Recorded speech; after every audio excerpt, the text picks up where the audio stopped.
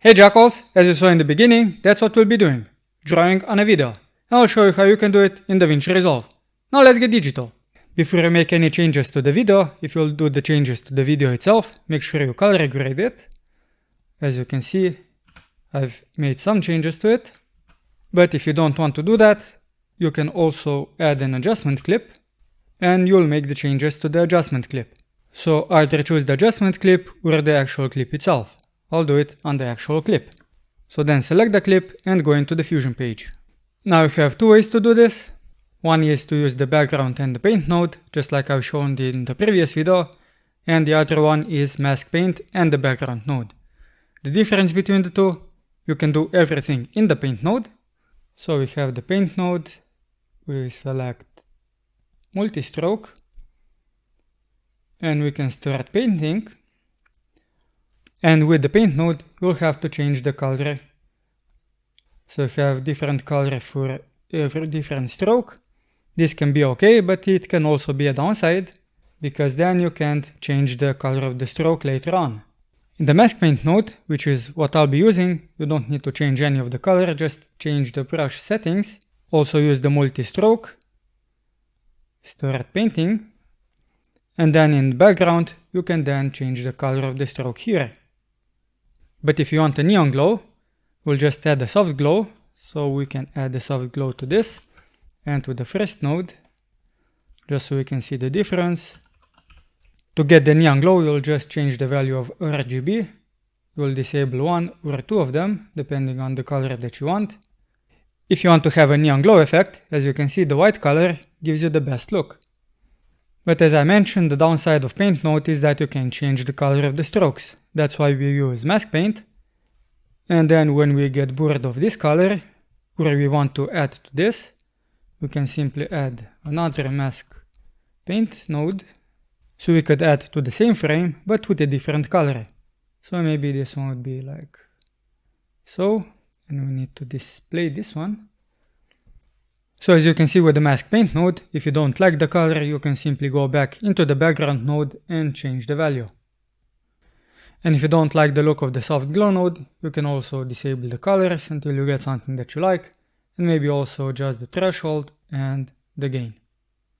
Now the only thing that you need to make the animation is time, your wild imagination, and it helps you have a digital pen and tablet.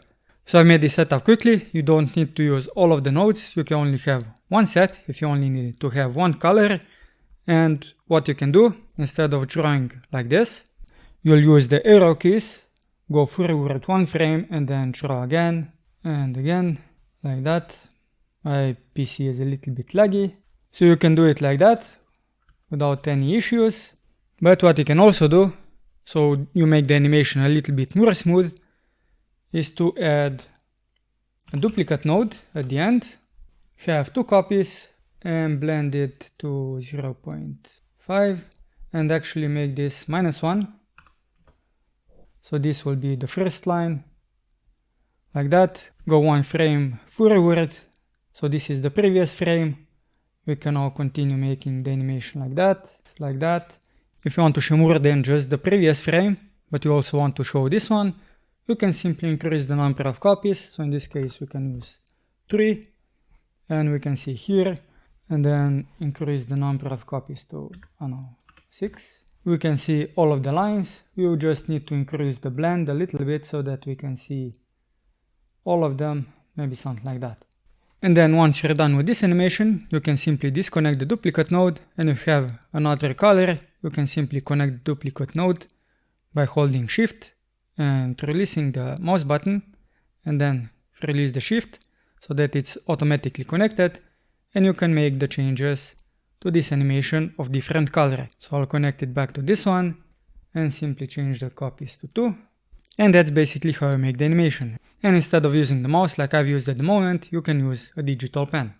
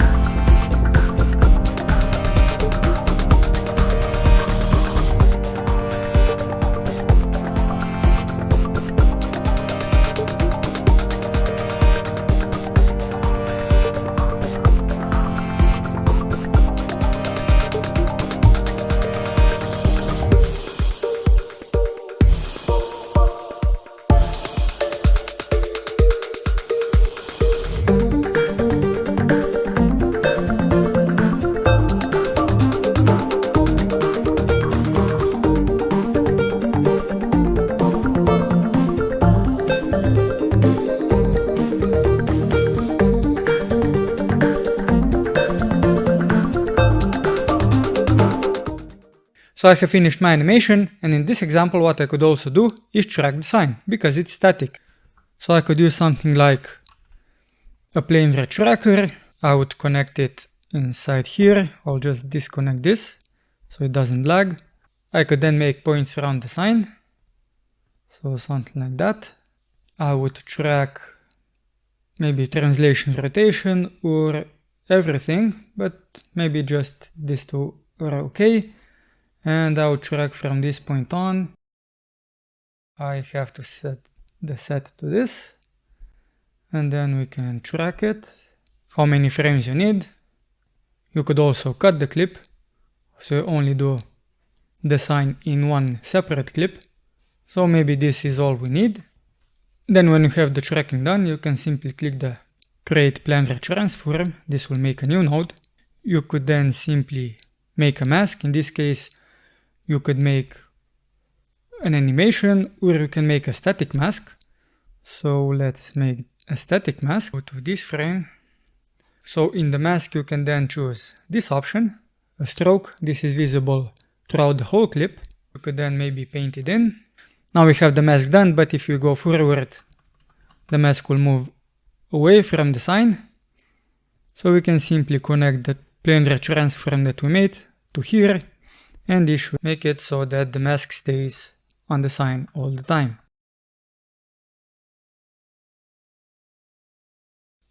Of course, as you can see, the mask is always visible. So if you do this separately in a clip, you won't have this issue where the tracker ends, the mask is still visible. So you can simply go to the merge and decide when this should be visible, blend this in. Maybe it's visible here, and on the next frame it's not. And the same thing beginning, it's not visible here, and it's visible on the next frame, like so.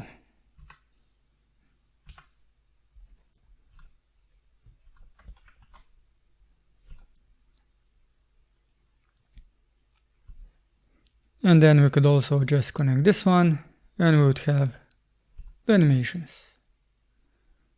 So I could make it like that, but in this case now the green is in the front, so I'd have to place this one in the back and this one in the front.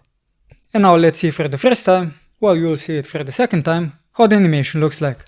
And once you have the animation done, all you have to do is to add some music to it. But you could also add the music beforehand and animate it based on the beat. And if you found this video helpful, give it a thumbs up, subscribe to my channel, and hit the bell notification icon so you don't miss my next video. I'm Simon, and until next time, Jackalls, keep it digital.